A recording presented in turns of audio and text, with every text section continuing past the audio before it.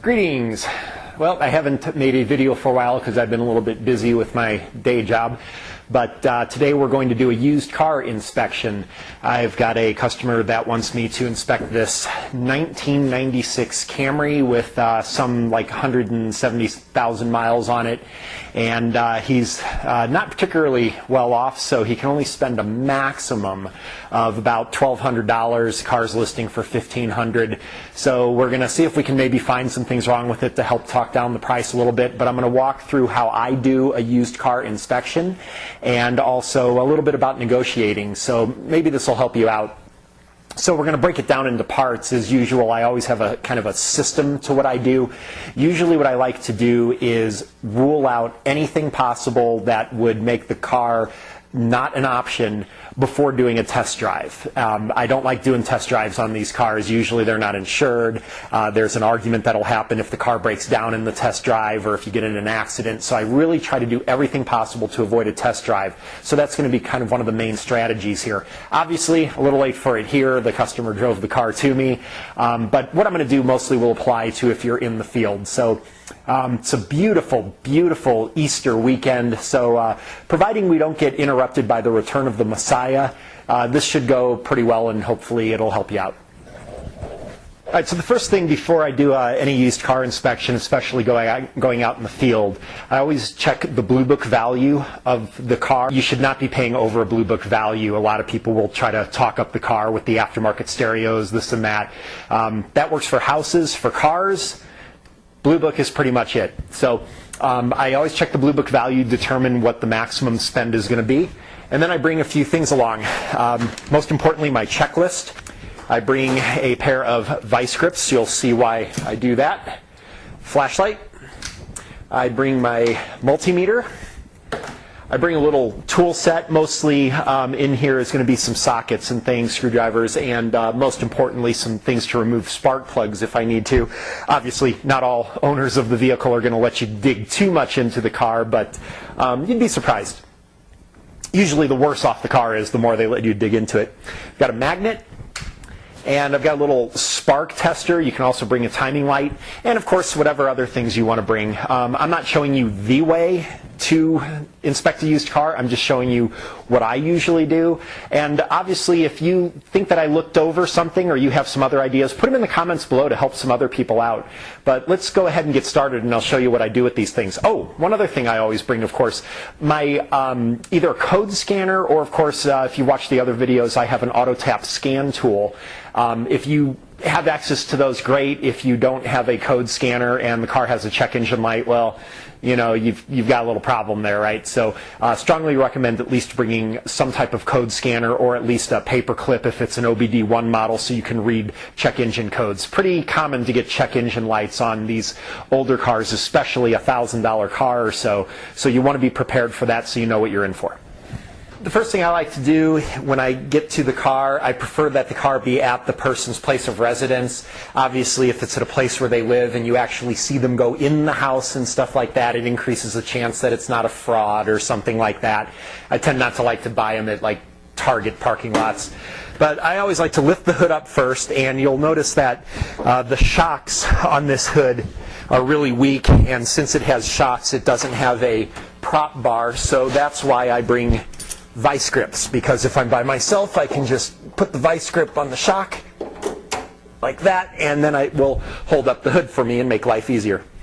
The next thing I'm going to do is I'm going to put my hand on the engine, not on the exhaust, but on like the valve cover or something, and feel if the engine's hot. If the engine's hot and you're the first person to have visited the car, this is a red flag. What probably happened is they ran the car before you got there because it either has a hard cold start problem, or maybe it smokes when it's cold, but then when it warms up it runs a lot better. So I'm a little suspicious if it's at the person's house and I'm the first person that visited it and the engine's hot. In this case, the engine is quite warm because it was driven over to me, but it's something to kind of keep in mind, and maybe ask, why is the engine warm if it's 8 in the morning, that kind of thing. Now, a lot of people, they just kind of right to the engine, they check the oil, they drive it around real hard and stuff, and then they're good to go. I tend not to do that again. I like to avoid the test drive if possible. If I can rule this vehicle out without a test drive, then as far as I'm concerned, I saved myself a potential terrible day. So I'm just going to go over the outside of the vehicle. I always like to work from the outside to the inside and then get to the engine and then finally the test drive. And what I'm looking for is if the body panels are lining up, I can see that there's a little pinch here, so it might have had a little fender bender. There's a dent here. Now, we're looking to spend under $1,500 for this car. I am not expecting the body to be good. There's a lot of clear coat peeling, a lot of it actually, and you know what, we're fine with that. This guy's a single dad. I'm just trying to get him a reliable car. I'm going to check the tires. I'm looking for uneven wear. I'm looking to see that the tires are in good condition. I'm taking notes on anything that it's going to need if it needs new tires. And again, it's not so much to try to not buy the car. It's because we want to use this as leveraging ability to lower the price of the car if we can. Check for any kind of rust or anything like that that's going to be a real problem. If there's a big rust hole in the door and water is going to get in, that kind of thing. I'm going to open every door and make sure that it opens and closes securely. I also like to check the VIN number and make sure that the VIN number matches the label inside the door. I also like to make sure, of course, that that matches the title.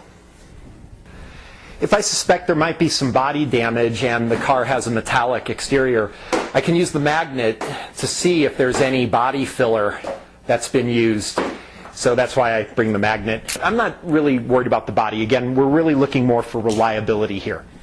So the other thing I want to do is I want to look and check the CV joints. This is usually easier done if the wheels are turned all the way out. But I'm going to check. And there is a, let's see if we can show you. This is, of course, why I brought the flashlight.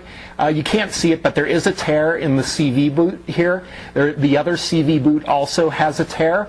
So again, this doesn't mean maybe we're not going to buy the car, but it's going to need CV boot replacement. So we're looking at like maybe $100 to get the CV boots repaired. This needs to be subtracted from the cost of the car, possibly. It's a good idea to check the tire pressure.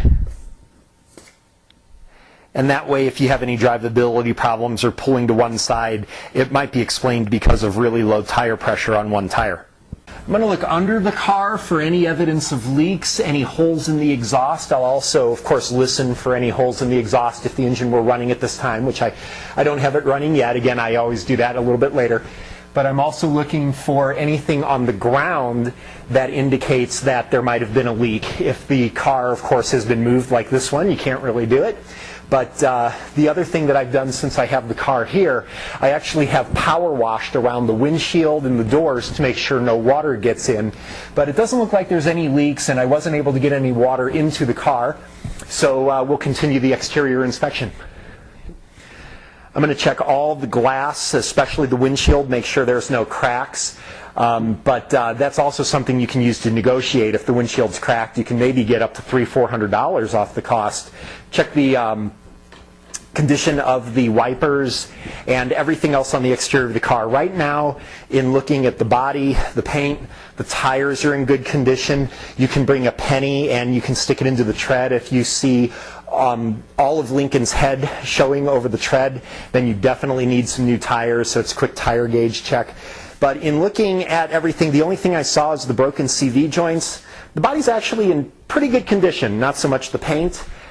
So I'm going to check on the back of the car now and make sure that we open the trunk and make sure there's a spare tire in there, make sure that the carpet's not wet, indicating some type of rust through or leak from the bottom of the car to the trunk. Or that water's getting in because of bad weather stripping. I do like to check and make sure the weather stripping is not torn, good condition. That would let water and noise in the car.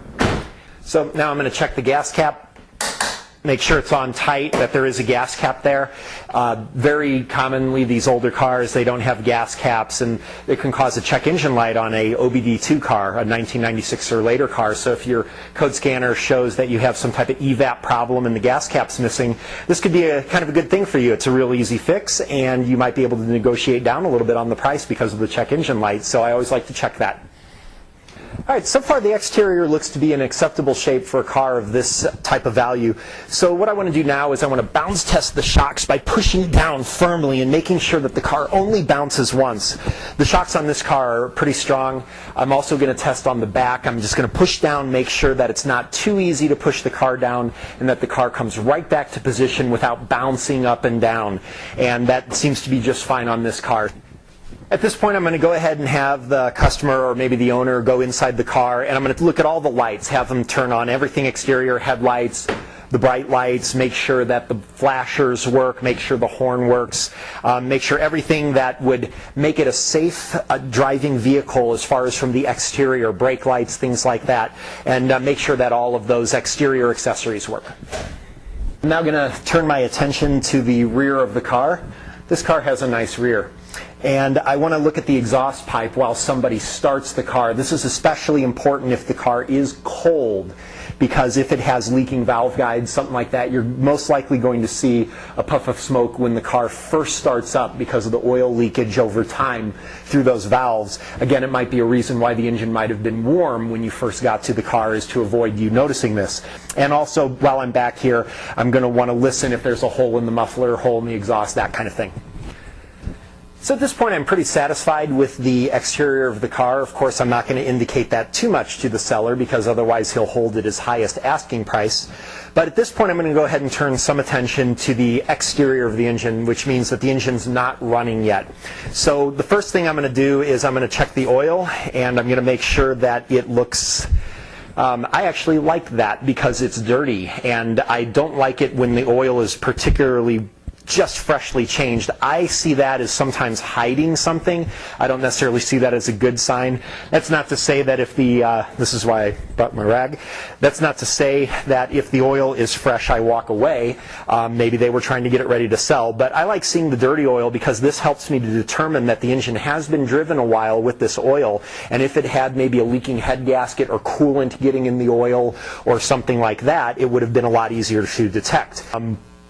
The other thing that I want to do is also check the transmission fluid. Now this, of course, you normally do when it's idling, but I'm going to test it now, and I'll test it again when it's idling. But I just want to make sure that there's transmission fluid on there.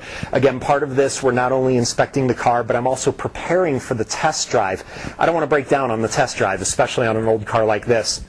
I'm going to smell it. It doesn't really smell like a burnt smell or anything like that, so that's good. Another little trick you can do, and this also works for any leaks under the vehicle, is you can put it on some white paper and you can see whether it's nice and red or whether it's pretty dark, and this is actually pretty dark.